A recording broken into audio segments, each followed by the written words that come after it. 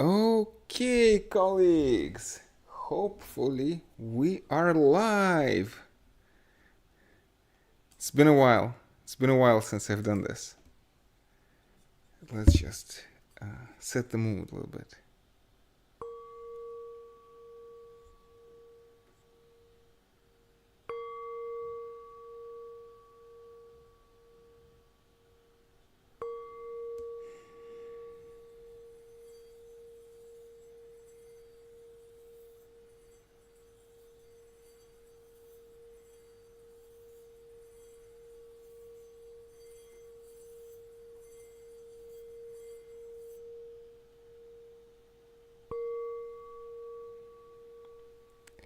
A bit of an ASMR, I guess. I'm really hoping that everything's gonna go well. Not sure about kind of the quality and all the rest of it, but hopefully I have a backup. YouTube says that we're having an excellent connection, so I'm hoping everything's gonna go fine. So, first of all, colleagues, greetings! Long time no see. Um, I wonder what I should say first. Well, so first of all, kind of the idea of this stream is to do just a little bit of a live Q&A, just address some of the issues, some of the topics that I haven't gotten a chance yet to do like a full-length discussion. And perhaps some people are going to drop by into the chat and ask some questions. Although it's a Saturday night, I'm not sure how many people are really going to tune in. But that's okay, again, because this is a test live stream. I should be aiming to do this at least a couple times a month. I guess first and foremost in connection with the philosophy Coursera course, Introduction to Political Philosophy Coursera course. There are other topics to discuss, but I agree with Plato in the belief that in philosophy every question leads to every other question, and I do feel that political philosophy plays a very special role because human beings by nature, as Aristotle says, are political beings, and that's why kind of doing political philosophy holds a special significance. Now, before I say anything else. And before I get into the substance, let me just, talk for a while about general stuff. The first thing to say is, and I always begin any biographical discussions these days with this topic, I am supremely grateful to the beautiful, beautiful city of Athens, Greece, right, which has been an incredibly hospitable place. I'm honestly... Herodotus tells this. Herodotus, yes. Oh, this is Thucydides, but Herodotus is over there. Herodotus likes to tell the story about Polycrates, the man who was too lucky for his own good, and so the gods punished him. And the moral of the story is that man should not get too lucky. And I feel a little bit like Polycrates because this past year has been just completely fabulous. I have to say, I have never felt so much at home as I do here in Athens. It's just an absolutely beautiful place. The people, I guess, first and foremost. As I should say.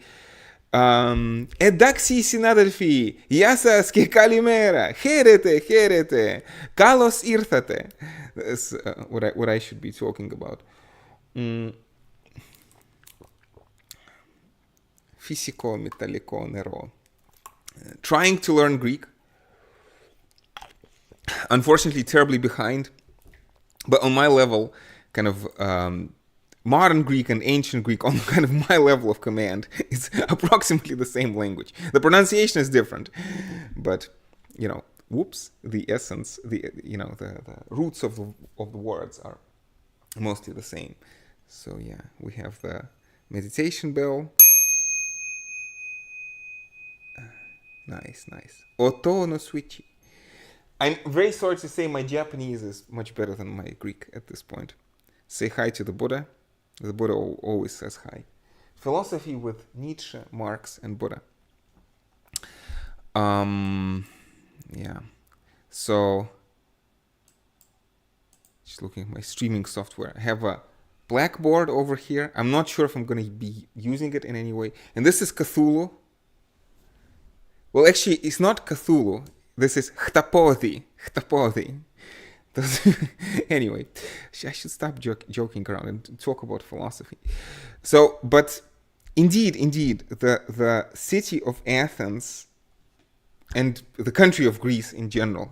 Agapo tin Ellada, agapo tin Athena. The Greeks always take offense at this statement because Athens is not Greece. I understand, but there you have it.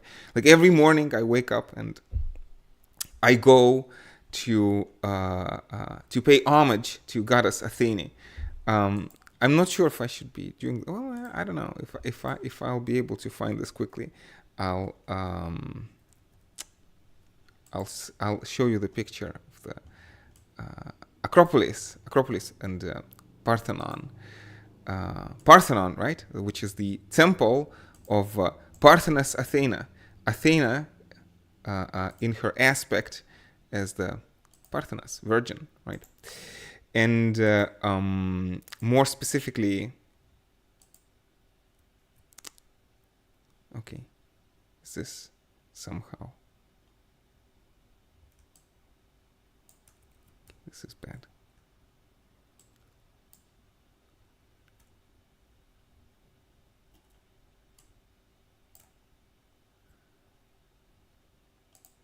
Okay, yes.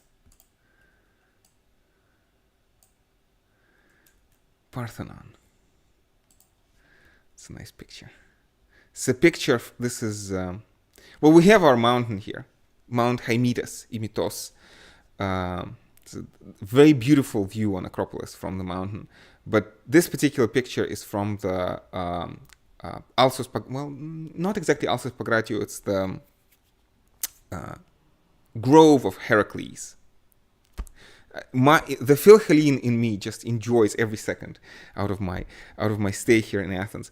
I guess another picture, another beautiful site is the crossroads between the city of Proclus and the city of sorry, not the city, the street of Proclus and the street of Protagoras. I guess. I wonder who's the next guy. Yeah. Proclus and Protagoras.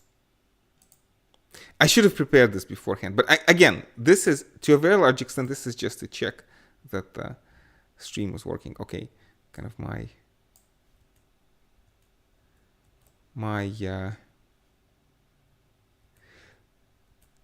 the proportions is skewed a little bit, but this is a picture I like very much. I mean, not the fact that the street names are Philhellenic.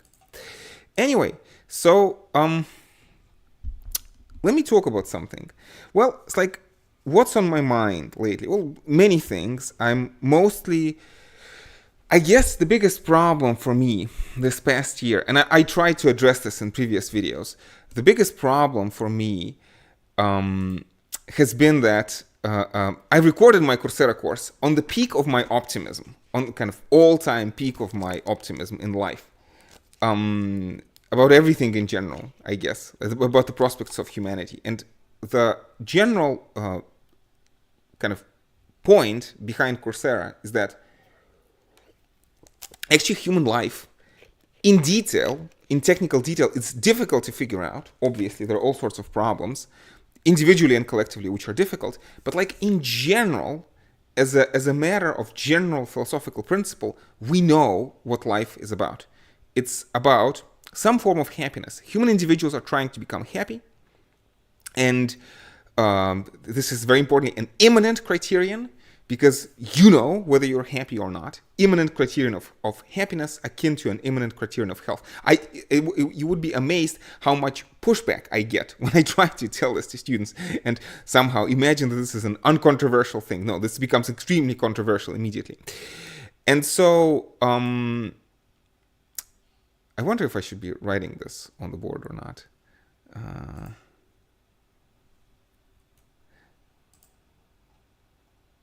Okay, this is from a different slide, but let me use this here. So kind of my let's say philosophical outlook.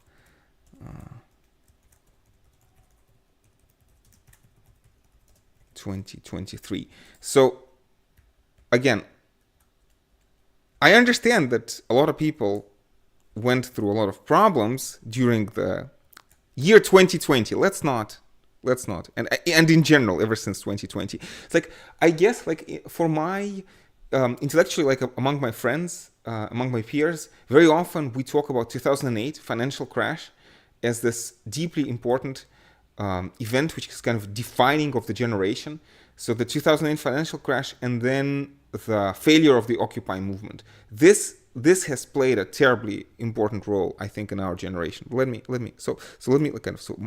my optimism for Coursera in 2021, and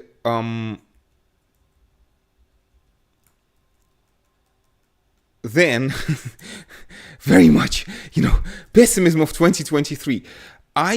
I don't, it's like, I feel that pedagogically, kind of, it's bad form to be pessimistic. Okay, there are problems, and we can acknowledge the problems, but I think that one should not dwell on the problems too much. Like, it's counterproductive. But at the same time, I also do believe that one should acknowledge the problems when they exist. And in general, kind of, philosophy exists for the sake of life. And sometimes there's this temptation of escaping into, like, abstract ivory tower of philosophy. Temptation of ivory tower, right? Let's just not talk about the chaotic world outside and the problems. Let's just imagine everything's fine and talk about ontology as if nothing else exists. And I again, like, I don't think that this is the way. It's like my three philosophers whom I keep talking about, kind of the. I could talk about that too. Like, I want to talk about everything at the same time. But again, if you're listening to some of the videos I've been putting out, you know some of this stuff. So Nietzsche, Marx, and Buddha. So Nietzsche and Marx and Buddha, and somewhere, kind of, the founder of our discipline would be Socrates, yes. And some of my colleagues, some of my interlocutors would remind me that perhaps a more important philosopher than Socrates, even before Socrates, is Heraclitus. But for Socrates and for Heraclitus and for Nietzsche, for Marx and for Buddha, philosophy is a supremely, supremely practical enterprise. Philosophy exists for the sake of informing and enriching human life, right? And that's kind of the task of philosophy in general. And so, kind of, if the world is chaotic, and again, it's like, over the years I've been teaching since 2011, first as a seminar teacher and then as a lecturer. So I've been teaching since 2011. For more than 10 years now, and over the years I've had something on the order of 10,000 students. And it's like, when, kind of, to a very large extent, my philosophy, the way I do philosophy, it's a human activity. And for me, it's a human activity of engaging with my students. And so when my students come to me with their problems, I cannot just ignore the problems that they're having. And especially, like, when the world is facing certain issues, especially if those issues look like existential issues. Like, it's impossible for me to not pay attention to that. Like, it would be intellectually dishonest. So let me write this, kind of, philosophy for the sake of life. And again, my own situation is very safe. Again, I'm having the time of my life, but that's not necessarily true for all my friends, for all my acquaintances, for all my students. So, kind of, we have to acknowledge it. I think that there needs to be an intellectual acknowledgement of that. And I don't mean to be a downer, but that's one of the things why it's like, the word Marxism is not a very well-defined word. And I'm honestly not sure I like it very much, because I feel that at times it obscures more than it clarifies. But I think that there's a certain necessary basic commitment to Marxism which should exist in anybody who's willing to be intellectually honest. Now, it's very important in terms of misconceptions, and I talk about this all the time. Most Platonists don't understand Plato. Most existentialists don't understand Heidegger. Let me say something very controversial. Most feminists, I don't think, understand feminism very well. Most Buddhists don't understand Buddhism very well. And, most Christians don't understand Christianity. Should that be a surprise? Thinking is hard. Thinking is hard in general. And you shouldn't expect a person in the street to have a good idea about philosophy or about the deep questions or problems in life. Thinking is hard in general. But I do feel that even though Marxism is terribly misunderstood. And so let me plug in a couple of names. So there's this guy, Freddie de Boer, whom I think I like quite a lot recently. And there's also Brianna Joy Gray. I hope I'll spell her name correctly. I think it's like this, Brianna Joy Gray.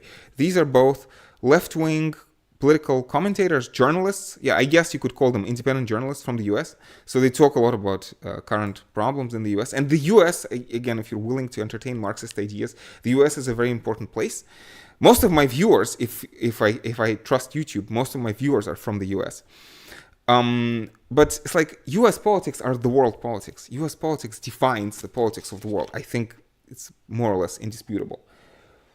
And, again, in the classical standard Marxist account, positive change in the world has to begin in the most advanced countries, most technologically advanced countries, right? Most technologically advanced capitalist countries. That's what Marx would say. So I think there's a deep reason to care about politics. And so yeah, I mentioned Freddie de Boer and Brianna Joy Gray, but especially Freddie de Boer, because of the statement that he made. He also talks about how he is a Marxist, and he says that Marxism is today a completely dead. So it's a dying and dead discipline. Like it's a dead movement. Nobody's a Marxist. It's like to be a Marxist is like to speak a dead language. And I think Freddie's right, because most people who call themselves Marxists, I mean, it's like most people who call themselves Christians, have very, very, very little to do with Christianity. Most people who call themselves Marxists have very little to do with Marx and don't understand his ideas very well. Partly because Marx's message is very complex. I mean, I think the message of the Bible is much more simple than the message of Marx. Marx tries to teach us to think in systematic, structural ways, which are antithetical to the way our brains, I think, are naturally wired in terms of evolution. Evolution is controversial. Everything's controversial. Do you have to believe in evolution to believe that thinking is hard? No. So, like, even I get a lot of interesting pushback from some of my interlocutors. Actually, shout out to Daniel. Daniel, thank you if you're listening. Thank you very much for pushing back on my physicalism, which I think is good, because I'm a skeptic first, Marxist second, skeptic first, physicalist second. So it's important to keep all this in mind. Like, it's important to keep in mind the skeptical, what's the word I'm looking for? Skeptical precautions, like skeptical disclaimers to everything I say. Like it's important to be open to the spirit of free and equal discussion. I should talk about this next and make this into a new slide. So let's go skepticism. And I like this notion or idea of a parliament, like a council, that what we're and I kind of both internally, inside the head, and kind of outside in society. So what I mean by that, and this is a very important part of, and I'm trying to get this front and center as much as possible, and I'm trying to do separate videos on this, and I think I've done something on this topic, in the sense that I have a deep commitment to fallibilism, right? I do have beliefs, and some of my beliefs I hold very passionately, perhaps more passionately than I should. The Buddhist in me reminds me, Nagarjuna or Sextus Empiricus would remind me that it's important to not get too attached to one's beliefs. And there are ways of doing that, and I'm not sure I'm doing it in the best way possible, but one of the ways, I think, how one can avoid becoming too attached to one's beliefs is by remembering that about your beliefs that they could turn out to be wrong. So don't get too attached to them. And so specifically, how do you deal then with this issue of beliefs? Is like kind of trying to, so parliament or council, inside the head and outside the head. So it's like when we do political philosophy or any kind of philosophy, I think what we're trying to do is that we're trying to look at different philosophers, we're trying to look at different thinkers, trying to understand how they think, their modes of thinking, their assumptions, and we're trying to, as if create like modules like in programming terms, that would emulate the thinker of that philosopher inside of our own head. So let's say when I work through Hegel, it's like we're creating a mini version, a miniaturized, simplified version of Hegel inside of our own head that we can turn to and ask questions, right? And my course, I had something like on the order of 16 thinkers. So hopefully by the end of my Coursera course, you get like 16 different perspectives, at least in an oversimplified fashion. And so you have this internal council inside your head. And each perspective brings something different to the world. And so like when I talk about myself being a Marxist, it's because I find the Marxist perspective, at least the way I understand it, to be very productive. And I keep coming back to it over and over and over again. But I'm not dogmatic about it in any shape, matter, or form. Like, I mean, I think it's important to keep an open mind towards other perspectives, and I think at the best of times, the Marxist perspective captures something like, 60%. 51% is good, but if you capture 60% of the issue, that's not bad. 75 perhaps. John Mearsheimer talks about how his realist perspective, at the best of times, captures close to 75%, accounts for 75% of the data. And I think if you can account for 75% of the data, that's excellent. But that's kind of the highest theoretical maximum. So I do find Marxist perspective to be terribly useful in illuminating capitalist society as it exists today, because I think that the primary descriptor, the primary kind of fact about the society in which we live in the 21st century is that we live in a capitalist society. It's a kind of nationalism also plays a very important role, and that's why I talk about this realism versus Marxism, which are very different perspectives. And there's a lot to be said about this. And I think I said this before, because there's an interesting tension again. Because for the realists, the Marxists are potentially just traitors, just the fifth column, this quinta columna, this traitors to the nation who are trying to undermine the nation from within, right? So the realists have an anti-Marxist bias, and Marxists have an anti-realist bias, because for the again, I'm talking in terms of international philosophy of international relations, because for the Marxists, then the realists are just sort of like shills for the ruling elite. And I think it's a very kind of productive way, kind of a productive tension, because both perhaps are right to some extent. I always like to start in the middle, right? Well, yeah, I mean, talk about this conflict consensus. To some extent, this brings us back to this conflict versus consensus continuum. I talk about this in my Coursera course, but if this is unclear, feel free to ask questions.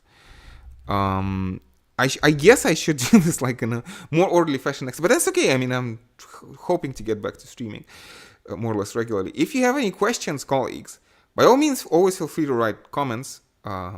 Perhaps somebody would be willing to write some questions in the live stream. But in general, in the future, you could write a comment on YouTube. Unfortunately, YouTube has a bad habit of losing comments, like chewing them up, and they disappear. And we have seen this with people, unfortunately, in the past. So I guess the best way to talk to me these days is through the Telegram channel. The link is like should be somewhere immediately visible on YouTube. I try to keep it as visible as possible. So not everybody uses Telegram, but just for some reason I find it just a much more convenient platform than anything else. And it's just I try to check up on other places like Discord, but it's difficult. Kind of I'm not the best person when it comes to social media, but Telegram I really like. We have a group there, so you can always just write to me if you have any question on whichever topic. There's a kind of a discussion chat where you can write directly to me, and I think I respond to everybody there. There's not many people.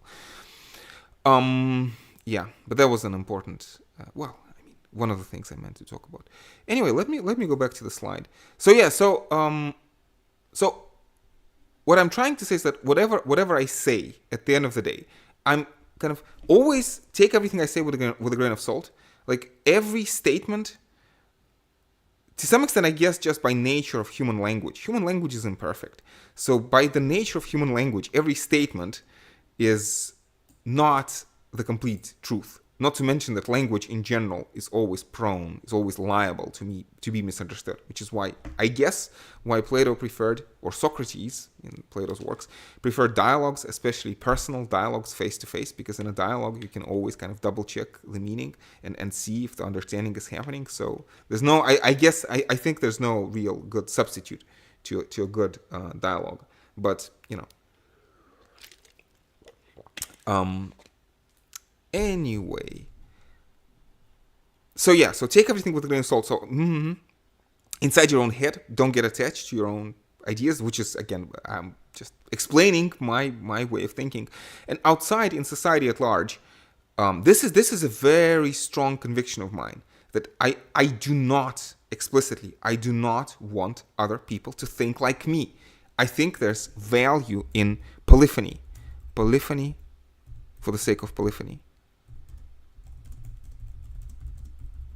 Like, it's good to have a plurality of voices. It's good to have a plurality of perspectives. John Stuart Mill on Liberty talks about this a lot. So perhaps let me write J.S. Mill on liberty, specifically on liberty of thought and opinion. And this is, I'm not sure if I should talk about this. Well, yeah, I mean, multipolarism is a topic, because I teach in the International Relations Department. Multipolarism is a topic that comes up a lot in different contexts. So kind of very carefully and cautiously, and with 2 question marks, I can write the word multipolarism here. Multipolarism or multipolarity. I want to be very cautious. I don't want to endorse multipolarity. I think there's an interesting discussion to be had, whether it's a force for good or potentially a destructive force. And I think there are good sides of good arguments on both sides. But at the end of the day, there's a certain kind of million style argument, again, in terms of this polyphony for the sake of polyphony, an argument in favor of multipolarity. But you kind of, again, I want to kind of be very clear. Like, if you dislike my perspective, if you disagree, and sometimes, students or colleagues or subscribers, whatever, it's a strange word, people write to me sometimes, Alex, I disagree with some of the things that you say. Excellent. I disagree with many of the things I say, and I keep changing my mind all the time. So it's good for you to disagree. There's not a single person I agree with all the time, not including myself. So if you disagree with me, I'm very happy. That's the way it should be. Like, if you agreed with me on everything I said, I would be suspicious. Like, you shouldn't. And again, the point of philosophy is thinking and arguments, and it's very strange to think in kind of in static terms, that we can find kind of some kind of truth with capital T for all times and places. Like, it's just not the way philosophy is supposed to work. So let me go back to what I've been talking about previously.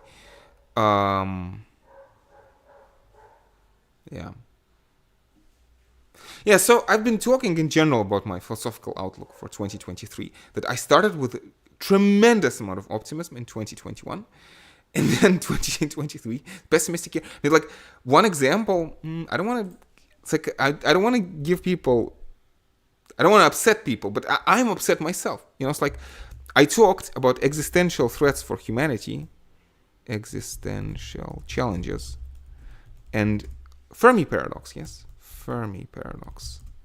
Fermi paradox is basically this notion that, the paradox basically says that when we look up at the sky, we don't see the aliens. Why don't we see the aliens? Right? And the paradox is that the back of the envelope calculation would suggest that the universe should be just teeming with conscious advanced life. There's a certain kind of naive calculation that could be made. And Fermi, one solution to this paradox is to say that perhaps what happens is that conscious life develops the capacity to destroy itself faster, like life forms develop the capacity to destroy themselves faster than they develop the wisdom to control themselves. So, capacity for self-destruction emerges faster than the wisdom for self-control. And so when I talk about existential challenges, like when I've been talking about this for Coursera, it was all very theoretical. it was all very theoretical. It was hard to imagine a dystopian scenario. Well, it's like, I don't mean to upset people, but like, what do you think are the chances of nuclear annihilation, like catastrophic nuclear annihilation, which perhaps would not destroy humanity, but which would set us back a couple of centuries? And I think the risk is unacceptably high, and I think it falsifies a certain kind of naive optimism I had in 2021. If I were correct in being as optimistic as I was in 2021, we would not have been in this place right now. And I think I should be honest about that. Like, in a certain sense, I think in general I was wrong. Like, I don't know, but I do talk about this. I don't think I should. I don't think I have to re-record something for Coursera, because I keep talking about this from the very beginning. This very first trailer that I post, I talk about potential humanity's self-destruction. It was very theoretical. It's not theoretical anymore. I don't think also we should get too upset and too pessimistic about that, because that's life. And again, it's like whenever students come to me very depressed, I talk to them, think in terms of the large swaths of human history. Think about the Buddha, or think about Socrates, and let me just say a word about these two examples. So within the Buddhist worldview, there's this notion of degeneration, right? That the world is actually going downhill. So degeneration. Perhaps this is something like entropy. In a sense that there's a certain standard cosmological model. I should talk about cosmology in a second.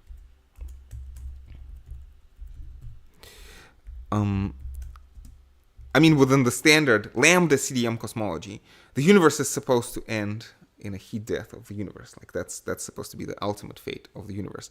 I'm not sure if that's a very good or pedagogical. Like, the Nietzschean in me questions whether that's a good narrative to tell to children. Like, why would we say that? Do we have like good reasons to believe, to assert that the universe is gonna die a heat death? Is that like when I see like a royal institution, like Royal Academy of Sciences, leading scientists in the world say this to school children? Like, is that a good message you're sending to school children? Shouldn't we be more skeptical? Like, are we so, again, this very important phrase from Hegel, this which I meditate a lot on lately, and in general, like ever since I first got acquainted with Hegel's phenomenology of spirit, I thought that this was I found this to be a very important notion. Hegel calls this frenzy of self-conceit in the standard English translation. So this would be Wahnsinns der Eigendunkels, I think. My German is a bit rusty these days. I'm trying to learn too many languages at the same time.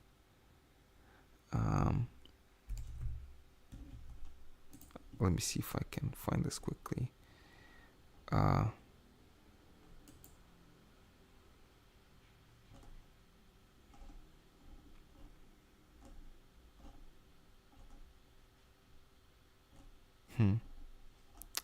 Eigen.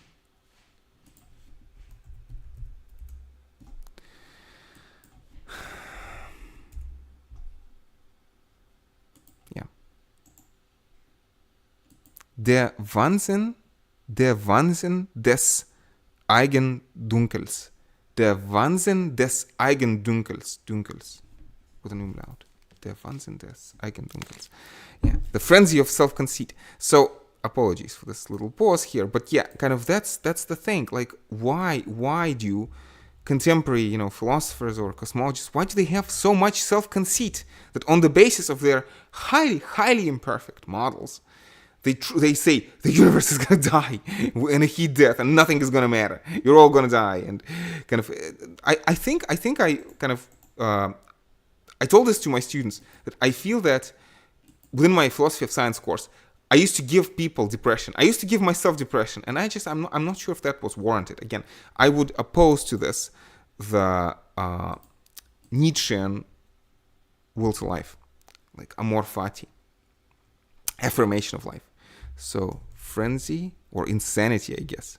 Frenzy of self-conceit. Especially in moralistic terms, this is also very important. And I try to talk about that. I should talk about this some other time. Again, it's amazing, and I do think this is a natural part of human psychology, but also it is exacerbated by certain kind of dynamic that exists in society. Like society exacerbates a human tendency to jump to conclusions and to kind of fall in love with our own ideas, and especially in moralistic and judgmental terms, where people begin to judge and to say, like to other people, that you are horribly immoral for doing certain things, or perhaps even holding particular beliefs. And I just find that to be extremely toxic and super counterproductive. And these kind of, holy wars that people wage, especially on the internet, in our age of polarization. Like I've been teaching since 2011, and every year it's been getting worse and worse.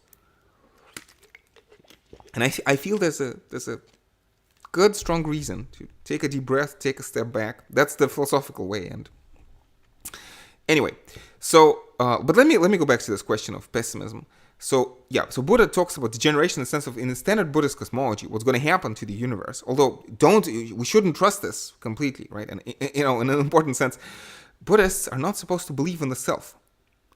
And my immediate way of interpreting this is that, like, one way meditatively I try to get into that idea is that, like, it's like we die and we get reborn from moment to moment. And I look like myself a moment ago, but I'm not myself from a moment ago. I look like my brother, but we're not the same person. Or imagine I had like an identical twin. We could look very similar, like indistinguishable, but we're still different people. So in the same fashion, like I, from myself a moment ago, we look very similar, but in principle, who's to say we're not distinct? And that's not the full story on Anatman, the Buddhist Anatman critique of the self. It's not the full story, but I feel it's an important part of that story.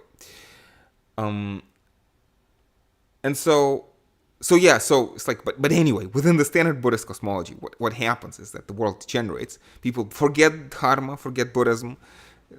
Just generations will be born without Buddhism, and the world will die and be reborn, and we're going to have a new Buddha.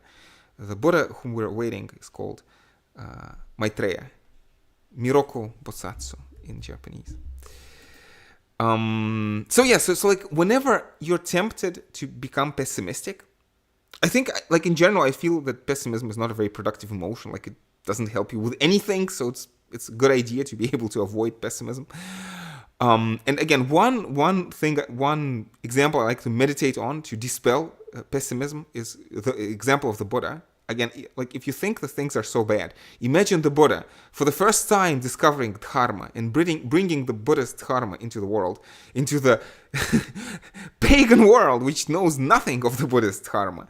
And, if you believe that Buddha had strong capacity for foresight, which perhaps Buddha had, he must have been able to imagine that you will have countless generations and most people will not understand. But, like, even today, most people are not Buddhists. And of the people who call themselves Buddhists, very few people actually genuinely understand Buddhism very well, or will attain anything close to enlightenment, or will be able to sustain enlightenment for prolonged periods of time. So that's one example. And another example I think it's good to meditate on is the example of Socrates. Think of Socrates having his dialogues, in retelling of Plato or Xenophon, in the middle of the Peloponnesian War. And think of the carnage and the tragedy of the Peloponnesian War. It's like the Athenian plague, when Athenians are suffering plague behind the walls of the city. Here, in this, I am in exactly these places where the plague was happening. I wonder, it's like the city walls were over there. It's like nothing remains from them because Athens has been destroyed so many times and plundered ever since then. But kind of the direction is, Lycabettus is over there. Imitos is over there, so Acropolis is over there. So, but still, Buddha and Socrates found internal strength, and I think that's an important Nietzschean element. Kind of, was Buddha an Übermensch? Was Socrates an Übermensch? Would Nietzsche consider them to be Übermenschen? Perhaps. I think so. Probably he would. I mean, he has criticisms of Socrates and of the Buddha. Oh yes, he does. Nietzsche has criticisms of absolutely everybody, so it's important. But I think, without going into too much too much detail about this right now. I think that Nietzsche and criticism would be there are certain tendencies in Buddhism or in Socratic thought that, if exaggerated, perhaps could lead to the denial of life. And I think it's important to keep that in mind. But it's like,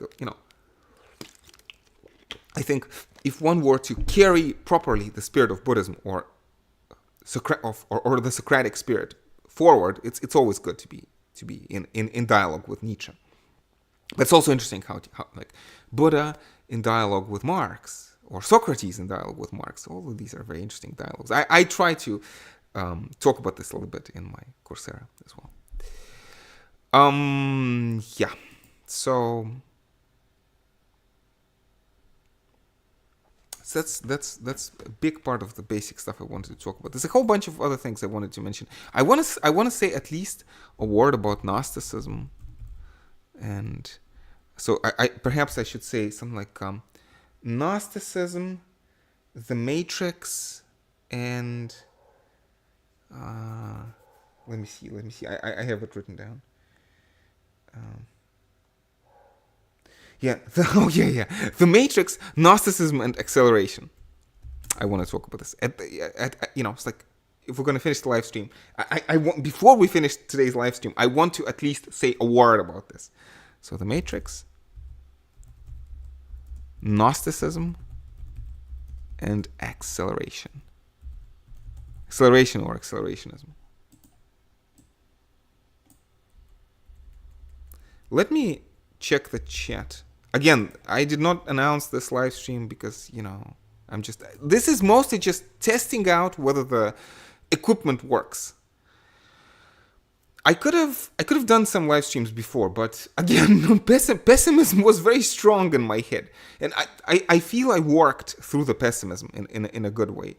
And I've had a lot of very good, very conducive private conversations. And often, it's like when I switch on, and very often I would switch on the camera and start talking to the camera, and what would come out of my mouth would be just, pessimism or not constructive stuff. So I would just unlist the live stream, delete the video.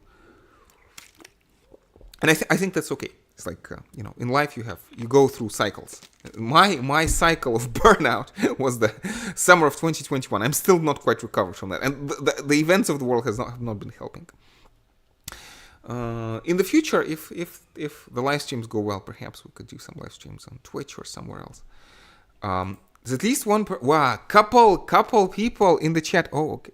I should try to interact with the chat more. Again, apologies, people. I'm just kind of new to this streaming stuff. So, Semuren, something like that, says greetings from Beijing. Excellent, Semuren. Greetings. China is always a very interesting topic. Comes up a lot. I'm very interested in China in general.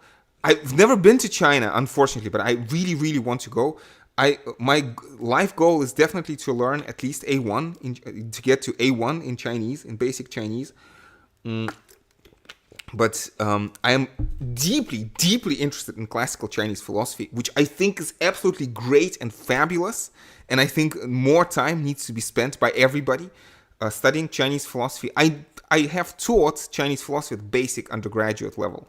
So Confucius, Lao Tzu, especially Lao Tzu, have a deep interest in Tao Te Ching, especially this... when we talk about anthropocentrism, I talk about Heraclitus against anthropocentrism, and in Lao Tzu, there's this phrase which I need a board to write this because this will take too long to type. So I'm like Tien Di Bu Zhen. I mean, in Japanese, you would read the characters as Tenchi Fu Jin. It's like heaven and earth are not humane in some sense. And I feel that that's a very important indictment of anthropocentrism. Like, to serious thought has to go beyond facile anthropocentrism. And that's a very important idea from Lao Tzu. But also legalists, Han Fei, and, Neo-Confucian schools. So I have a deep respect and a deep curiosity about the Chinese culture. But also, contemporary China, I think one has to keep a very open mind. I teach political philosophy. I specialize in theory. I don't specialize in empirical research. And I know a lot of people who have a lot of very strong opinions about the Chinese social system, whether it's good or bad for the, how productive it is for the future. I'm impressed by some things. I'm in general very curious. I have many students from China and friends from China and friends who specialize in China and learn Chinese. I try to ask them questions. Like right now, the answers are sort of inconclusive, but I'm hoping, as the time goes by, I'm hoping to visit China and to talk to more people from China, because again, I'm very curious about both ancient China and modern China. I think I think there's good reasons. There's a good reason to be curious about it. So thank you, Semuren, something like that. It's hard to pronounce these names, but thank you for your greetings from Beijing. And also another person, okay. Imagination scene. Okay, I can read that. Asks about Adam Smith. For political philosophy, will you be covering Adam Smith and his later use and misuse? So thank you, Imagination scene. I think that's a very good question. Definitely, I should. I talk about Adam Smith from time to time. Michael Borovoy. Maybe I should even paste this like in the chat right now. Michael Borovoy has pretty nice lectures about Adam Smith. They're a little on the longer end. Borovoy has this, he teaches his lectures as if they're a seminar. He's a brilliant sociologist from Berkeley. He used to be a president of the World Sociological Association and of the American Sociological Association. And he has a very important article on public sociology, which is kind of reminiscent of Habermas. I don't know, perhaps I should talk about this as well. Because this is also a very important kind of defining issue for me. So I feel that what I'm doing to a very large extent, especially with the course on Coursera, has been social science communication.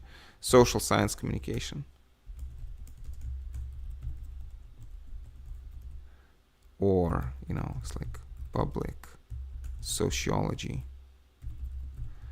Again, associated with the names of Borovoy and Habermas. And what they're saying is that it's very important, the path forward for humanity. And people like to ask me whether I'm right wing or left wing, like in general again. And I feel it's a false dichotomy. Definitely, there's a lot of philosophers historically and at present who would be classified as right wing, and I find very interesting, very insightful, agree with a lot of things that they're saying, and also disagree with a lot of things. Same on the left. So I'm for combining. I'm for bringing people together, have both left-wing perspective and right-wing perspective. In my triad, Nietzsche, Marx, and Buddha, I guess you could say that Marx is sort of left-wing, although don't get me started, liberals, left-wing, whatever, especially this term wokeness and culture wars that gets thrown around, which I think is just cancer, toxicity, but it's a complicated story for another day. Freddie de Boer talks about this, about how this liberal woke project has nothing to do with Marxism. And I want to say this as forcefully as I can. I got into an argument with somebody recently, and I'm open to changing my mind in principle, but on this issue, I'm fairly certain of what I'm talking about. I think it's a very important part of the public debate these days, and this notion that the left-wing message needs to be reclaimed by classical liberals and classical Marxists, because Marx was a classical liberal, as opposed to this new quote-unquote liberal wokeism. Although these words are very often misused, so I don't know. I feel bad. But anyway, so it's not, let me say, not left, not right, but enlightenment. So let's say enlightenment, the project of enlightenment. The project of enlightenment is not left, is not right. Not left wing, not right wing. But what we're trying to do is we're trying to protect and foster. Protect, cultivate, and foster. Oops.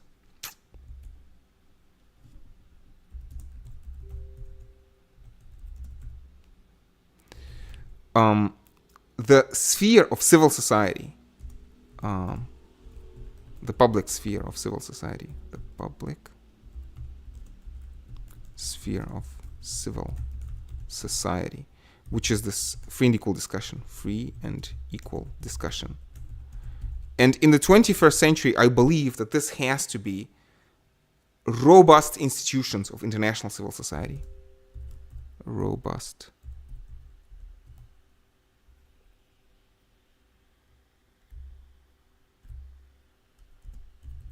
institutions of international civil society. You see, the challenges that are facing humanity are global. Therefore, the solutions have to be global, I think.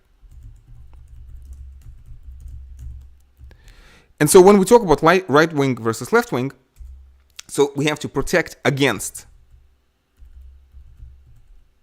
Let me even write defend against what people on the left are talking about, against the coercive laws of market competition. Coercive market logic of the market. And we're talking about monopolies and corruption, right? But also defend against the coercive kind of state logic.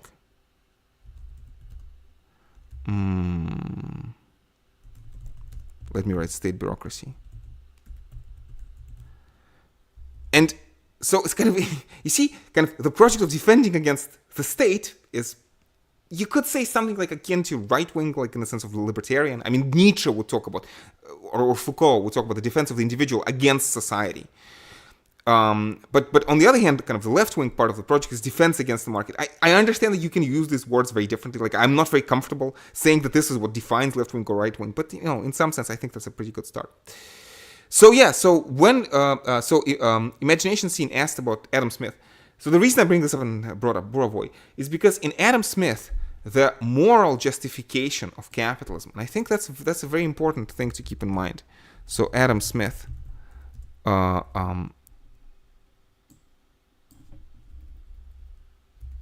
actually have this moral justification of capitalism. If you're willing to bear with me, I can give what I think is the most important from The Wealth of Nations. The moral justification of capitalism is that everybody wins. Everybody wins. And if everybody doesn't win, then Adam Smith's justification of capitalism doesn't work anymore. You see, Adam Smith is committed to the capitalist project because everybody wins. Like, more specifically, he talks about the kind of the frugal peasant. Everybody wins. And if you get what Marx describes as rich get richer, poor get poorer, then no, you can't. And it's like very important, kind of, we live in a global system. So don't look at one particular country. Let's say Wallerstein's world systems theory.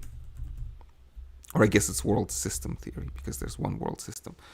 In the sense that very often I hear this argument, well, life, let's say I live in Greece right now, you could say life in Europe is so much better, or Europe is such a great place, whereas, I don't know, some other country outside the collective West is bad. And my immediate question is, but like in terms of history and in terms of, colonialism and colonial oppression, what kind of a hand were the other countries? I mean, let's talk about China. People like to hate on China, and I'm like, China has gone through a horrifying century of colonialism, when it basically was exploited by external powers. Think of the Opium Wars. And went through kind of terrible wars, terrible civil war, suffered a lot in the Second World War. I think, I don't want to look this up right now, but wasn't it China who lost most people in the Second World War? It was either China or the Soviet Union. But China was very, very, very, very high on the casualty list. So the country was destroyed, basically. And from those starting conditions now, China has been able to rise to such a level, but still the GDP per capita, or kind of the median income, is more than 5, something like 6 or 7 times. It's poorer than the US. So like if you compare it head to head, like if you compare the head start, I think China is doing just great. It's not necessarily an endorsement, because I think there always has to be room for nuance. But I have so many friends, not necessarily friends, but acquaintances, who are willing to just hate on China and say, "Oh, China has problems." Well, of course, if you compare China to the United States, like you become 5 times as poor, you become 5 times poorer. How many more problems are you gonna have, right? Or same applies to Europe or to Greece or to everywhere.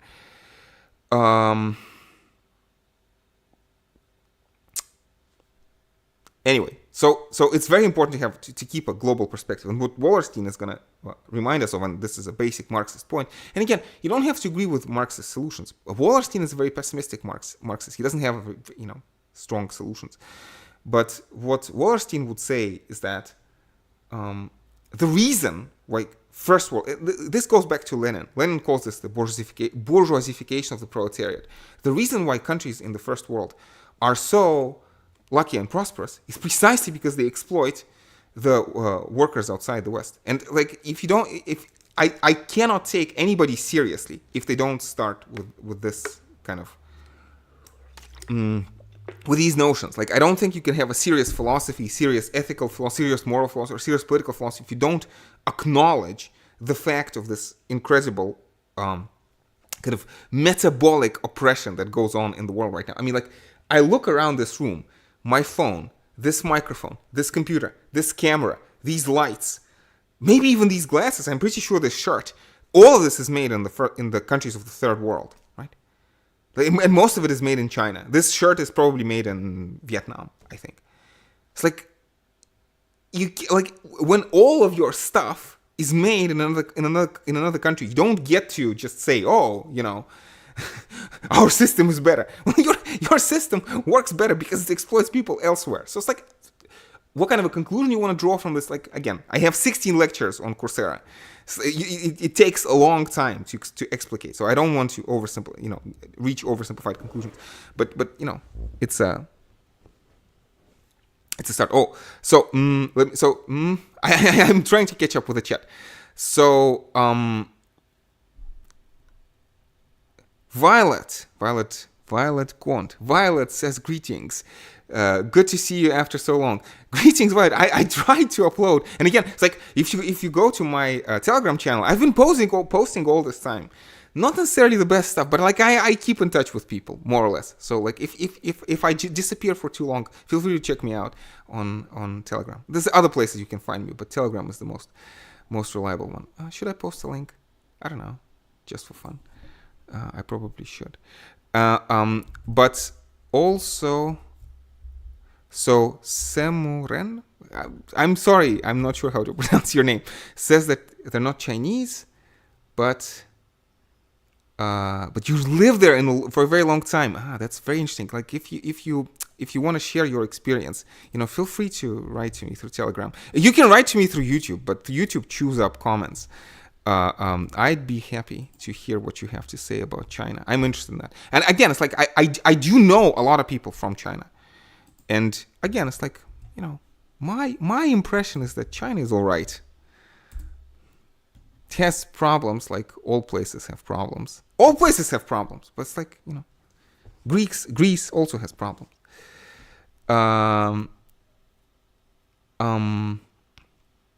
So also, greetings to Violet. Imagination scene. I'll get back to Adam. I'm sorry, this is a little chaotic, but again, I'm telling you, this live stream is just checking that the devices are working. So, but we'll go back to Adam Smith. Well, actually, you know what? Let's finish with Adam Smith. Just one sentence. Look up 10,000 Naked Savages. 10,000 Naked Savages.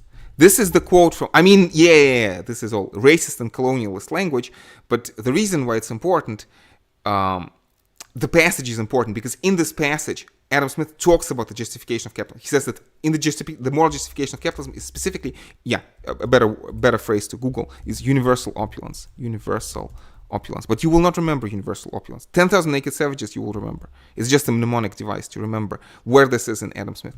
Opulence. Which is wealth for all, wealth of nations.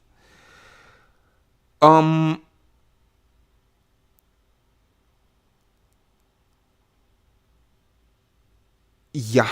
Okay. So Semoren also talks about a professor in Macau. Yeah, a German guy. What's his phrase? Einzelganger? Einzelgänger. So, no, carefree wandering. Carefree wandering. It's like I'm very wary recommending stuff I haven't watched myself too much. I've seen like a couple videos by him. He looks nice. He looks very interesting. If I had more time, I'd check out his stuff more. Carefree wandering, but he looks interesting. Yeah, but also again, people, if I mispronounce your names, I'm really sorry. But Zishan Khan Suri asks, do you think current China is more towards free market capitalist or centrally planned economy? This is very important, and I should write this somewhere. So there's a brilliant Nobel Prize winning economist. So mainstream economist. His name is Herbert Simon. And there's another one who's a professor of economic development. His last name is Chang, but it's Ha Jun Chang. I hope I'm pronouncing his name right. So he's from Cambridge. And they both talk about how, actually, if you look at the United States of America, just pause this for 1 second. How much of US economy is market economy? Ask yourself this. How much of US economy is market economy and not planned economy? The estimate is that currently in the US, it's in the US. I'm asking this as a question. Think about this. What's the estimate? 90%, 99%. So in the US, Chang talks about this in 2014. So this might have changed a little since 2014. Perhaps the planning has only grown. In the US, it's 15 to 20%, which is pure market.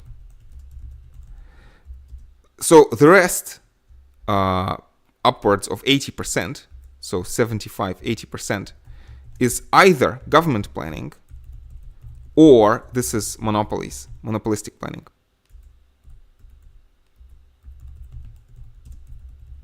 So this dichotomy between free market and sorry, my brain is wandering, starts to wander. Between free market and central planning, this is a completely false dichotomy. It has very little to do with reality. And I have a bachelor's degree from the University of London. My bachelor's degree is in economics. And I have to tell you, it was the most disappointing degree imaginable. Because we haven't learned about economics very much.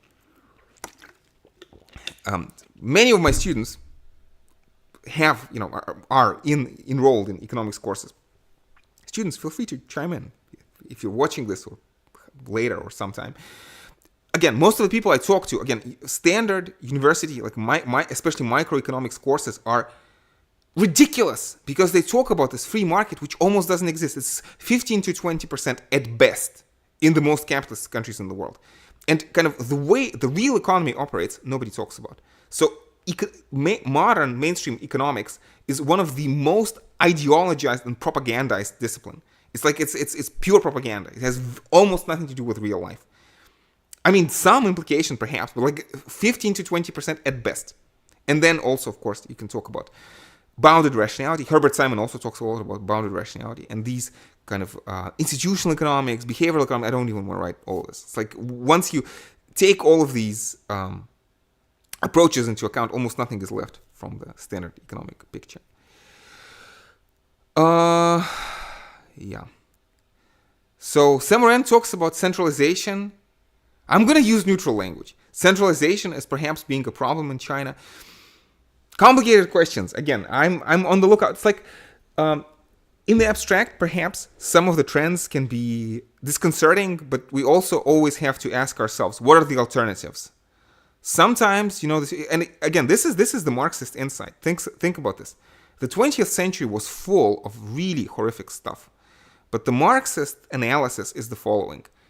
You had the economic base, specifically the way that capitalism, most importantly, the way that capitalism organizes, and how capitalist imperialism was the consequence of capitalist drives. We could talk about this. We could even talk about this right now, because it doesn't take too long to explain what they mean specifically by this.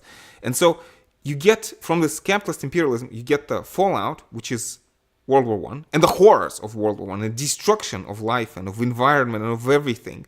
of the color of the European and not just European youth. And then the Second World War, with all the horrors of the Second World War, and also, by the way, perhaps the horrors of the Russian Revolution, and kind of, I'm very also, I don't want to pronounce judgments on the Soviet Union, because I think to this day, it's because of propaganda on both sides, on all sides, and propaganda and contentiousness in general. Like, I don't have a good appraisal of what the Soviet, what should be the lessons learned from the Soviet experiment. I mean, it obviously failed in its own terms, because Russia became capitalist in 1991.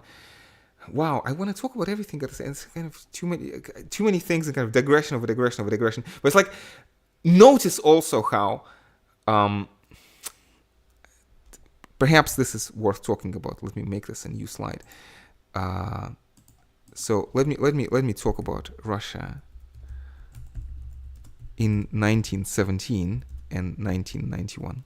But before I do, because I keep digressing. Let me try to go back to the chat. We'll continue with this.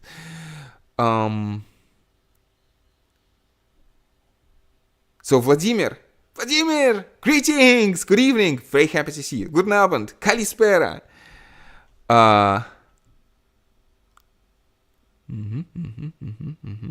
Socialism. Okay. So capitalists are always. So Vladimir says capitalists are always saying it's the social policies that are to blame for all the poverty in the world. If some countries are poor, it's because they have bad social policies. Yeah. Of course. It's like, it's not the question of bad social policies. It's the question of, the way that the system is organized, especially the world system. We need to look at Wallerstein's world systems theory. And also, another Vladimir, who may or may not be listening to this, has sent me a beautiful book. It's 2004 book about developmental economics of development, of how the Asian economic wonder, especially like how Korea and Japan became very advanced, but basically through planning and through very authoritarian, centrally planned industrialization.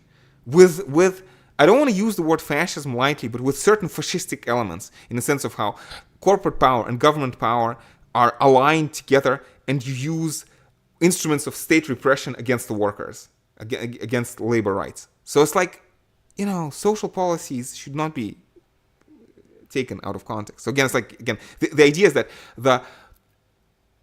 there's a book from the Cambridge University Press, 2004. I can try to find the name of the author.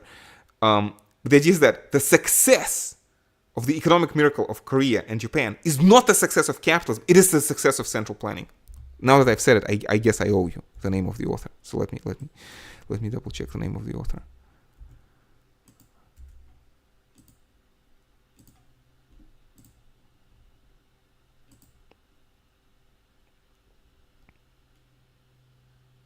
So I think it's Atul Kohli. ATULKOHLI.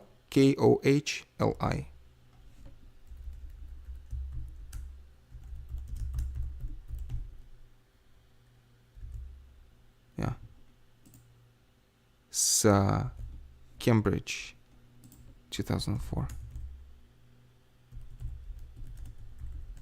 Feel free to check it. Again, how the Korea and Japan is the triumph of economic miracle. Economic miracle is the triumph of kind of authoritarian planning, not free market. And there's a lot to be said about this. And people don't look into this. That's what I said at the beginning. Kind of thinking is hard, and very few people do the thinking. The name of the book is something like International Development.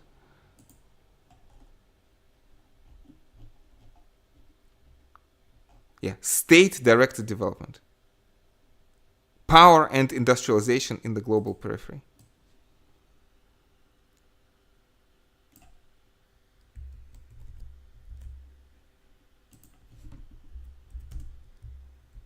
Okay, so feel free to check it out if you're curious. And special thanks to Vladimir, who alerted my attention to this book. Cambridge University Press. Again, this is very much kind of mainstream respected source. Yeah.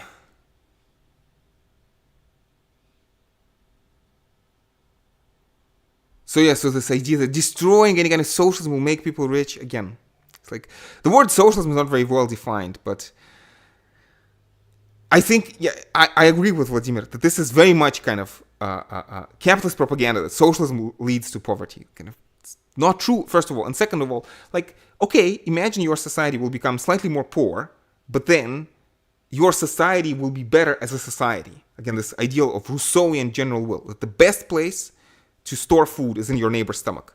Like, if you could trade a little bit of prosperity for the sake of, social cohesion and just in general, like, social harmony, what is more important, social harmony or prosperity? Like, imagine if this was a question about your own family. Like, in your own family, would you prefer to have, like, more harmony between, parents and children, between, husband and wife, or just less harmony with more money? It's like many people would be very happy to trade money for harmony, but it's very difficult to do. I think that the most egregious example is that, the U.S. is the richest country in the world. Yeah. It depends on how you measure, but broadly speaking, U.S. is the richest, most powerful country in the world, and yet people don't have free healthcare. And I guess what's most outrageous is that women don't have parental leave when the baby's born. Like, how crazy do you have to be? How much do you have to hate your fellow citizens to not care that your fellow citizens will not be able to take care of their children very well? Like again, like, imagine, like, if I have my neighbor, and even if I don't like them very much, I want them to take care of their children because they're my compatriots. They are my fellow citizens. How much should society be torn apart by civil war and civil strife for people not to care about this? And this is an issue, incidentally, on which, of course, there's overwhelming consensus. It's a huge, terrible dysfunction of American political system that this issue cannot be solved. And by the way, whenever people, I could lose subscribers over this, and I'm happy to lose subscribers over this. People say, American democracy is in danger. What? American democracy doesn't exist. I mean, or if it exists, it's highly undermined and very dysfunctional. Because on basic issues of basic human security, I don't like the rhetoric as a Marxist. I don't like the rhetoric of rights. But you could say, in terms of a basic human right, like protection for newborn babies, like you don't get a paid maternal leave, like, and you cannot get that through the Congress. And you talk about democracy. I mean, everything else people like to bring up, I would say it's a symptom, not the cause of the disease. And the cause of the disease has to be looked at, structural forces. I don't like to use the word capitalism as like this catch-all. Oh, capitalism is to blame. I agree that that's bad. Like, you shouldn't just say, oh, capitalism. Like, why didn't I do my homework? Capitalism. Why did my girlfriend dump me? Capitalism. Like, it's. I understand that on some level, it gets counterproductive when you just say everything is the fault of capitalism. So instead of that, you need to have a good analysis. And there's a nice book that gets a lot of traction. It's called Listen Liberal by Thomas Frank, which basically says, whatever you think about Trump, and I've had over the years 10,000 students. How many of my students were Trump supporters? Many, I have to say. And it's like, I feel that it is my pedagogical duty to talk to everybody. And again, I'm not an expert in American politics, so I'm very happy, I'm very willing to talk to people who would be Trump supporters. Like, I mean, as a leftist, as a Marxist, as a Nietzschean, I think there's an argument to be had. Actually, Brianna Joy Gray, who used to be the spokeswoman for Bernie Sanders' 2020 campaign, she said that she's in principle open to the possibility of people voting for Trump for accelerationist reasons. That's a reason. I mean, if Brianna Joy Gray can, in principle, support voting for Trump, then I think, and she used to be a Bernie Sanders official press secretary for the 2020 Sanders campaign. I think, it's like, if it's good enough for her to say, then I at least should entertain that possibility. But anyway, so to the extent, I was talking about Thomas Frank's Listen Liberal. It's an important book. Let me write the name. I should do some more research on this book because I think it's a very important book. So Thomas, I haven't read it yet completely, but I'm kind of skimming through it. Thomas Frank's Listen Liberal. And it kind of basically makes the case that Democrats are worse than the Republicans because Democrats are good cops and the Republicans are bad cops, and Republicans are wolves in wolves, plain wolves clothing, whereas Democrats are wolves in sheep's clothing. And in some sense, Obama was worse than Trump because Obama's policies, especially in destroying Occupy Wall Street, is precisely what gave us Trump. So Trump, some people say Trump is salvation. I don't know. Let's have a discussion. Again, in the University of London, our approach is pedagogically is always goes back to John Stuart Mill, who always look for best arguments on the other side. So I'm never going to say, some position is beyond the pale or undiscussable, right? So anyway, so you can discuss whether Trump is good or bad, but even if you think that Trump is bad, I think that a good, sober analysis should at least entertain the possibility, or, it's like, I think there's a very strong case to be made that Obama is worse than Trump because Obama is the root cause why American society is so dysfunctional right now.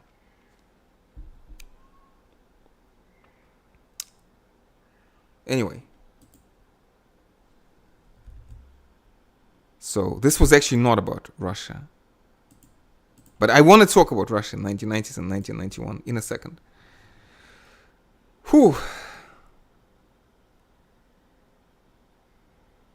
Okay, Sishan Kansuri says, could you please recommend some historic resources to learn more about realities of capitalist versus... Oh, okay. That's a very good question. Zishan, if you could write maybe in the comments somewhere, I'll try to get back to you. I'm not an expert on this stuff. I do have some colleagues who are experts in this, especially I think what you're asking is basically, it's like a course in international development. And I think that's a very good question to be had. I don't specialize in this. I specialize in reading ancient texts. I don't specialize in reading modern data. I try to take a look at modern data, but it's not my expertise. But I would be more than happy to talk some of my colleagues and to recommend some of the literature. I just cannot do this from the top of my head. Okay, Ksenia is in the chat. Ksenia, good evening. Kalispera. Kalovrati. So it's funny how many modern free market economies use political reasoning to raise more barriers and make markets less free, such as climate reasoning. Oh yeah. So there's obviously a lot of regulation. Again, Ksenia, it's good. Look this up. I gave a reference to Herbert Simon, who's a Nobel Prize winning economist, and to Ha-Joon Chang, who's a very strong developmental economist. Oh yeah. So Zishan, this is your recommendation. Ha-Joon Chang. Let me double check that I'm spelling his name correctly. But he has a bunch of books specifically on what you're asking. Yeah. So that's his name.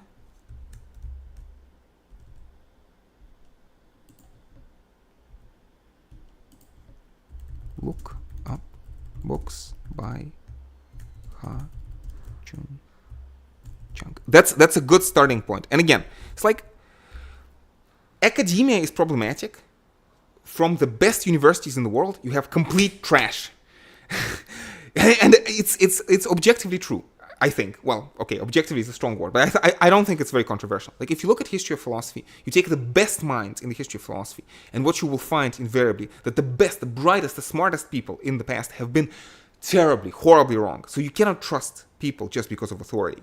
And in contemporary best universities and best publishing houses, I have seen, let's say, books published by Routledge, which were horrifyingly bad to my taste. So the fact that Ha-Joon Chang teaches in Cambridge University should not mean that automatically you say you take everything what he says as gospel or truth with capital T. No.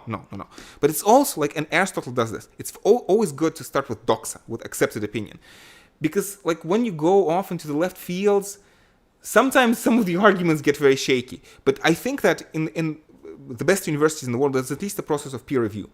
And I have to tell, I've been doing this for close to 20 years, doing philosophy and social science, and I've been teaching for more than 10 years now, since 2011. And so what I have found consistently is any view I want to pursue is very well expressed in good mainstream sources, again, Cambridge University Press, Oxford University Press, Stanford Encyclopedia of Philosophy, Internet Encyclopedia of Philosophy. I don't remember like a single instance where I said, oh no, like the mainstream just blocks the good views from being discussed, I have to go elsewhere. Like even if you're trying to look at ideas which are kind of on the fringe, like there's a lot of interesting thought in interwar Germany between First and Second World War, socialist thought, left-wing and right-wing populists, and I think that even that is very well covered in English-speaking academia, at least to my taste. Perhaps I haven't looked well enough into this, so I would recommend that.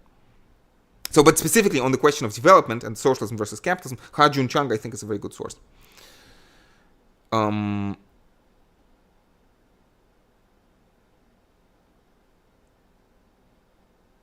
And so again, I deeply apologize for perhaps mispronouncing, but Daila Minla asks the same question, and Daila Minla, I'm very happy to say, the answer to your question is the same. Ha-Joon Chang. I think he's a good place to look at. So there was a million other things I wanted to say, but let me just. I could wrap up this live stream. We should do this more. And again, especially colleagues, especially if you have questions about Coursera, that's definitely the kind of the. Always feel free to ask, is what I'm saying. But I feel I'm running out of steam a little bit, but I just wanted to get this out a little bit.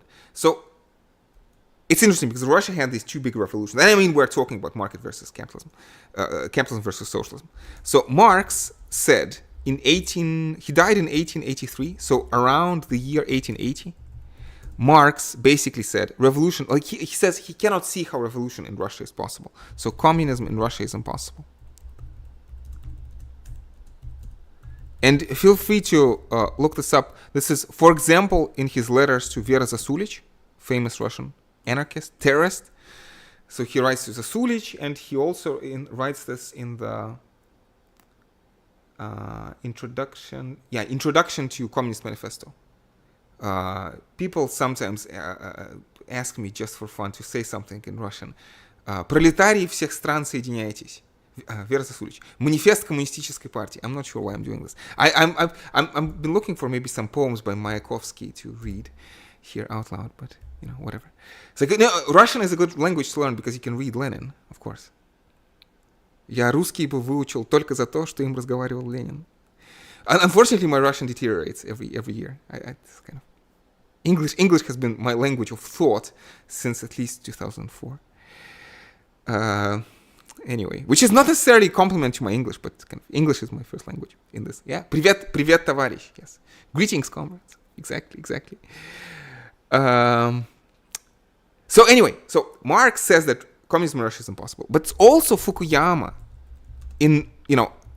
When did Fukuyama write End of History and the Last Man? I don't want, but let's say around the year 1990, says democracy in Russia is impossible. And kind of there is this kind of theoretical argument. It's kind of it's a little like no true Scotsman argument. Like you say, capitalism has never been tried, or true pure capitalism has never been tried, or true pure communism has never been tried. And to some extent that's true. But at the same time, I want to say that there was a certain kind of naive version of Marx or Fukuyama. And by the way, I'm not a huge fan of Fukuyama, but I don't necessarily want to give him plugs, but whatever. For the sake of clarity, I have to give you references. So naive version of Marx and Fukuyama, I think, was destroyed in Russia in 1917 and in Russia in 1991. Because the people who made the revolution in 1917, I think many of them believed that it was like a dam ready to burst. Like you need to move just one small stone, and the free creative potential, this Marxist free development of each is a condition for the free development of all, would just overflow, and you'd have world revolution next year, and kind of liberté, égalité, fraternité, that humanity is gonna ride off into the sunset. And this did not happen. So the naive version of Marxism was destroyed in 1917. And yes, the conditions were wrong. Yes, Marx predicted that communism is impossible in Russia. But still, I feel that there's a certain lesson to be learned. Now, also, I think that perhaps the Soviet Union had some successes, and it's a complicated discussion, and I have some friends who tell me, of course, the universe was the Soviet Union was like the best country in the world, and the Soviet Union has done so much for the people. I don't know. I don't know enough about Soviet Union to comment. On the other hand, I have people who tell me, no, Soviet Union was horrific, and I feel perhaps the truth is somewhere in the middle. But again, because of Cold War propaganda, it's very difficult to judge. But the naive version of Marx and Fukuyama of Marx was destroyed in 1917, and same with Fukuyama, because if the liberals, this is a family-friendly podcast, but starts with an H. S-libs. If the S-libs were right, then in 1991, Russia would have just immediately become a democracy. And it's not so simple. Okay, political life is complicated, and that's why, it's stupid. Well, stupid is a strong word. Like, I don't want to say I'm left-wing or right-wing. I think that social life is complicated, and you need to read all the political philosophers. You need to read Burke. Conservatives like Burke and Hegel, and you also need to read progressives or like reformists or revolutionaries like Rousseau or Marx. Read them together, and for any given circumstance, usually no country is so bad that there's nothing to conserve, and usually there's no country so good that there's nothing to change. So the truth is somewhere in the middle. So we want a little bit of conservatism, a little bit of progressivism, reformism, or revolution, or sometimes, in the extreme circumstance, even revolution, perhaps, kind of. But I think in principle it's easy to figure out.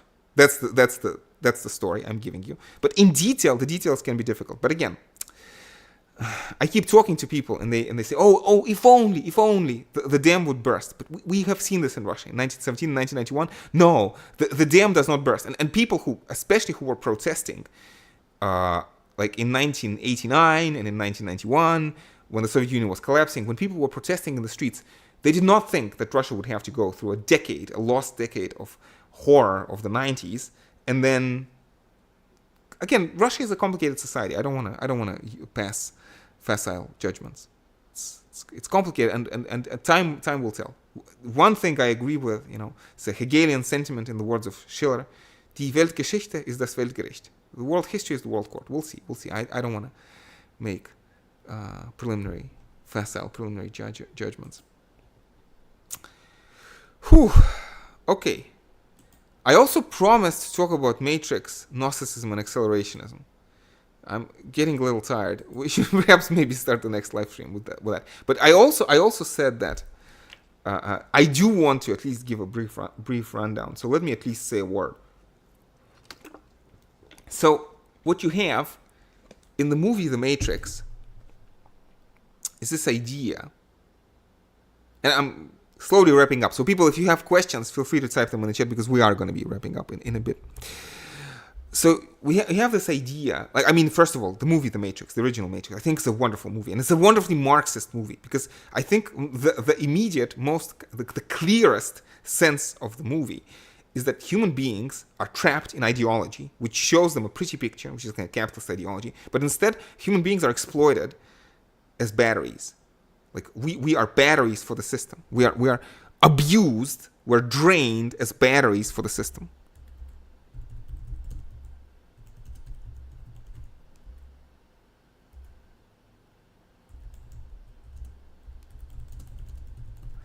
And this is in The Matrix, right?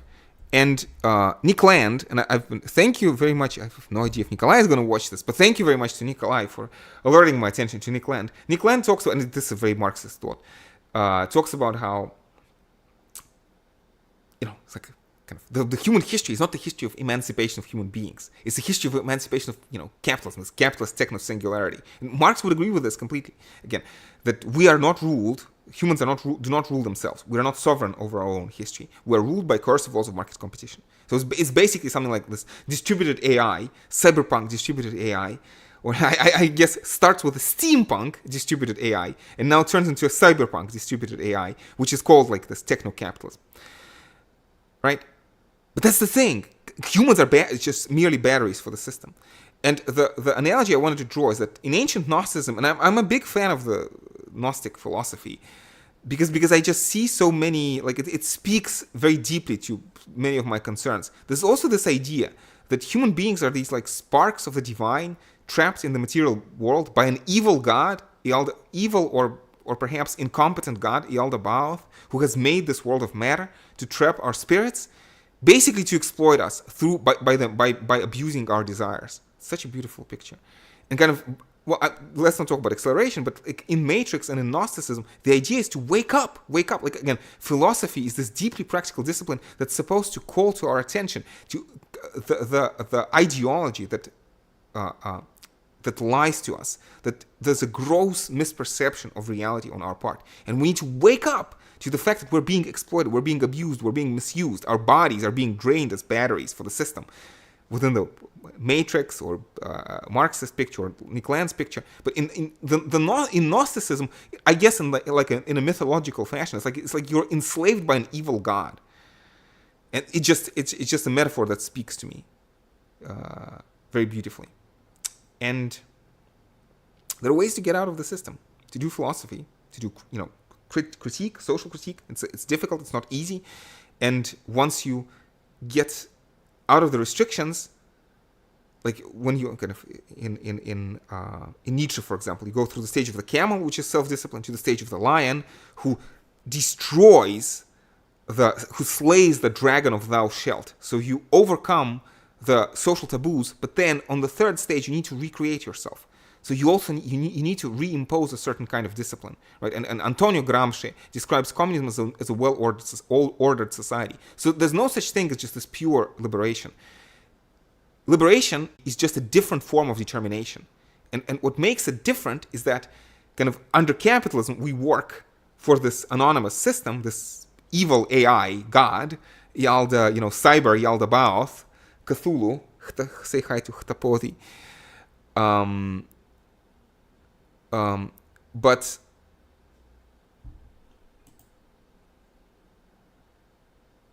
anyway, YouTube tells me that there's a problem with the connection. She probably should be wrapping this up, right? So yeah. So you critique of ideology. Remember Buddhism. Don't get attached to your ideas, even to the ideas of liberation too much. Kind of even this whole picture. Gnostic and Matrix accelerationist picture needs to be questioned. Even Marxism needs to not be treated as a dogma, but with a certain kind of skepticism. I think that's the Buddhist approach. And at the end of the day, again, seek to reshape your life. So again, I said that immanent, right? Like under capitalism, we work. Our life is spent in service of this evil god, evil cyber intelligence. But liberation is a different form of determination. You redetermine, you reorder, again, this order and discipline, you reorder your life, but such that the order of your life will serve your purposes. Like you will become happy. This amor fati. Was liegt an meinem Glücke? Es ist Armut und Schmutz und ein erbärmliches Behagen. Aber mein Glücke sollte das Dasein selber rechtfertigen, says Nietzsche. It is only my happiness that can justify existence itself. And it's possible to be mistaken. It's possible to think that you're happy, whereas you're actually miserable. But, that's the task of philosophy, to try to see through the illusions. Anyway, wow. We've been talking for quite a long time. Definitely need a break. So, thank you very much for everybody who has showed up. Let's keep it going. I'm going to aim at least for a couple of live streams per month. If I could do this more often, I'd be happy to. So, as always, greetings to everybody. Thank you very much for your questions. Imagination Science, Semuren, Violet, Zishan, Vladimir, definitely. Ksenia, yes. Daila, Minla, and Brian. Greetings, Brian. I remember Brian. I remember you from the live streams I used to do back in the day. It's been a while since I've done live streams. Again, if you want to keep in touch, I do sometimes take a look at my Discord and all the social media like Facebook and VK and whatever. But the best place to talk to me is through Telegram. Feel free to keep in touch over there. And I'm mostly, like, if I'm posting something and it's not for YouTube, it's on Telegram. So feel free to keep in touch, colleagues. I hope everybody has a wonderful weekend. Kallo savata Kyriako, as we say here in Greek. Let me take a final glance at the chat and we'll be wrapping up. So I see Michael joining. Michael Patton. Michael, greetings. And Zishan asks, any recommendation? Philosophy of religion. Wow. Zishan, too many questions. Okay, so Zishan, I gave you a recommendation about socialism and capitalism, which is Ha-Joon Chung. I'll tell you, recommendation topic, book on philosophy. I've recently read a book by A.C. Grayling on the history of Western philosophy, and I think it's pretty good. I think it's good enough for me to recommend A.C. Grayling. But it's about history of philosophy in general. So it talks about philosophy of religion, enlightenment, atheism, science. And in terms of political philosophy, I guess my two best books I like to recommend is George Klosko and Alan Ryan. And there's also this beautiful book, Social Theory by Alex Kallinikos. It's one of my favorite books of all time. And this is our official textbook for our University of London course, Social Theory. Beautiful book. Beautiful course, beautiful book. I'd love to record some. I have some lectures from that course. But it's like I like if the lecture, if I'm not satisfied with the lecture, I don't upload that. So unfortunately, not every course I taught is completely uploaded to YouTube. But I'm working on it. That's a work in progress. So Alex Kallinikos.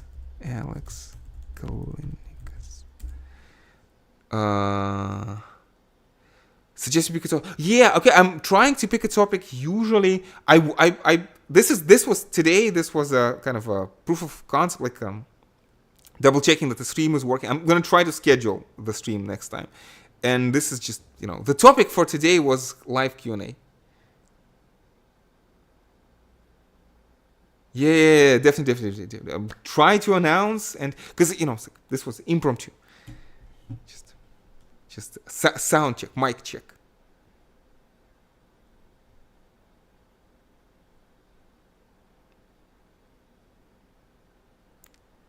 Anyway, colleagues, feel free. Let's keep in touch. Take care. Have a beautiful weekend, and by all means, feel free to check out the other videos on the channel. I have plenty of videos going back. YouTube has sort by date. Some of my older videos I think are not bad. I'm perhaps looking to re-upload some of the stuff or do a second take. So feel free to look around. I've put my heart and soul into this channel. Again, this free development of each is a condition for the free development of all. I talk about this, but it's true. I don't think I could be happy if I didn't try to connect to other people. Yes.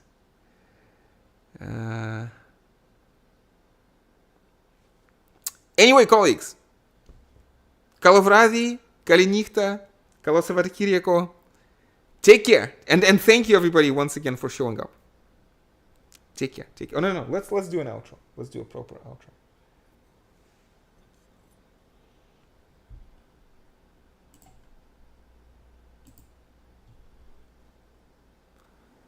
Bonus points for the quote.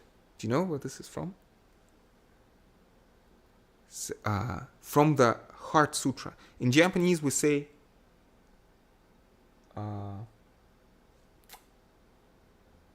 Soku shiki ze ku soku ze shiki. Apologies for pronunciation. So it's really heartbreaking that my Japanese is stronger than my Greek.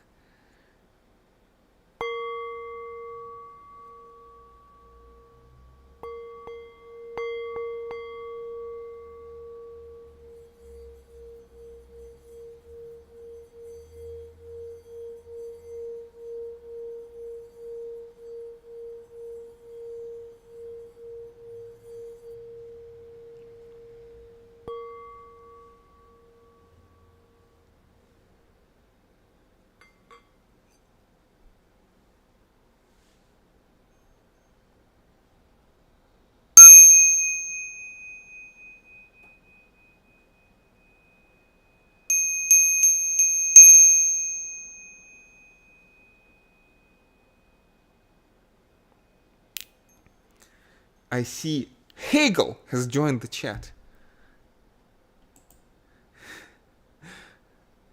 Don't think your messages got through for some reason. Yeah, YouTube is horrible. YouTube just chews up the messages all the time.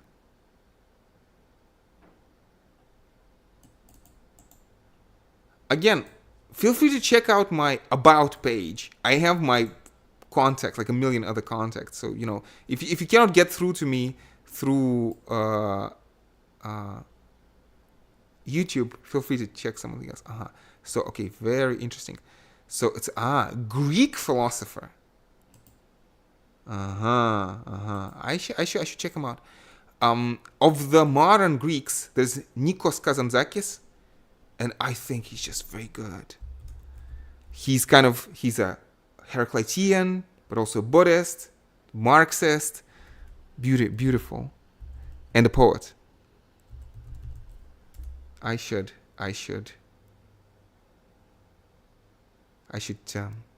check out Kazantzakis more. But thank you for the recommendation, Hegel. Nice, nice nickname. Yeah. So Simran, if you're wondering about this, this is from the Heart Sutra, which is one of the most important sutras for Mahayana Buddhism. Form is emptiness, emptiness is form. Shunyata.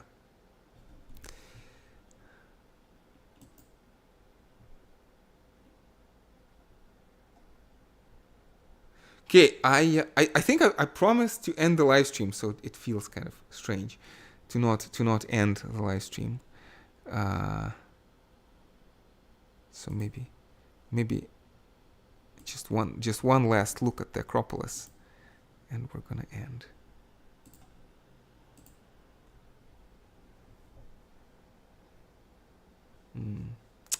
Where do I point? That way. Yes, this way. The Greeks, when it's the name of the city, they say Athena, Menostina, Athena. But when it's the goddess, they say Athena.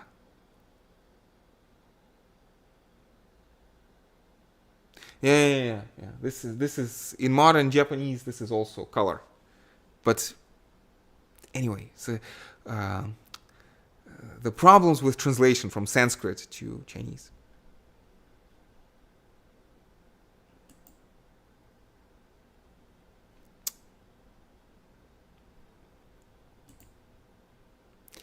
Yes, colleagues. Kalavradi, kali συνέχεια. Take care. Ta λέμε. We're gonna stop here.